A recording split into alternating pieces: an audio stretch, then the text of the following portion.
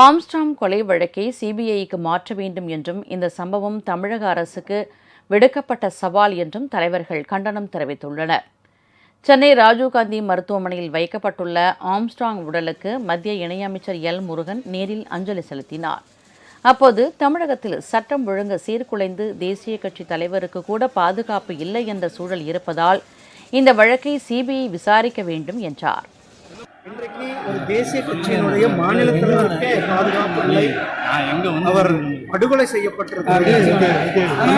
அரசாங்கத்தினுடைய தோல்வியை காட்டுகிறது. திமுக அரசாங்கம் திரு ஸ்டாலின் அரசாங்கத்தினுடைய தோல்வியை காட்டுகிறது.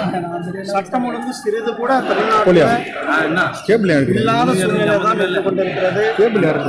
சட்டம் ஒழுங்கை தன் கையில் வைத்திருக்கிற முதலமைச்சர் இதற்கெல்லாம் இருக்க வேண்டும்.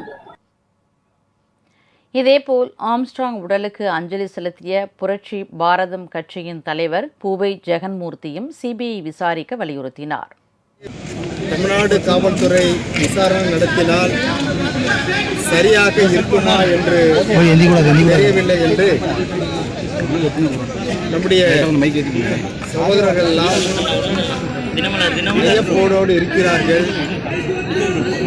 ஆகவே தமிழ்நாடு அரசு மத்திய புலனாய்வு துறைக்கு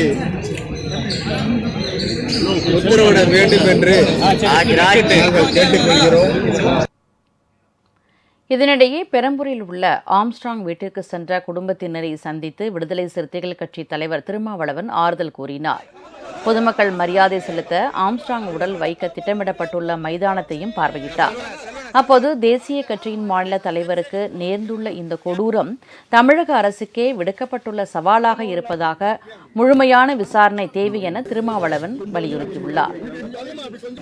ஒரு அரசியல் தலைவரையே இந்த அளவுக்கு இலகுவாக வந்து படுகொலை செய்ய முடியும் என்றால் காவல்துறைக்கு விடப்பட்ட சவாலாகத்தான், அரசுக்கு விடப்பட்ட சவாலாகத்தான் இதை பார்க்க வேண்டியிருக்கிறது. ஒரு தனிநபருக்கு எதிரான தாக்குதல் என்று பார்த்துவிட முடியாது. இது தமிழ்நாடு அரசுக்கும் தமிழ்நாடு காவல்துறைக்கும் விடப்பட்டிருக்கிற ஒரு சவால். ஆகவே இதை அரசு பொறுப்புணர்வோடு அணுக வேண்டும் என்று வலியுறுத்தது. உங்கள் ராஜ் நியூஸ் தொலைக்காட்சியில் திங்கள் முதல் வெள்ளி வரை தினந்தோறும் பிற்பகல் 2 மணிக்கு உங்கள் பகுதியில் உள்ள குறைகளை நேரலையில் தெரிவிக்கும் புகார் பெட்டி நிகழ்ச்சி. பங்கு பெறுங்கள், பயனடையுங்கள், காணத் தவறாதீர்கள்.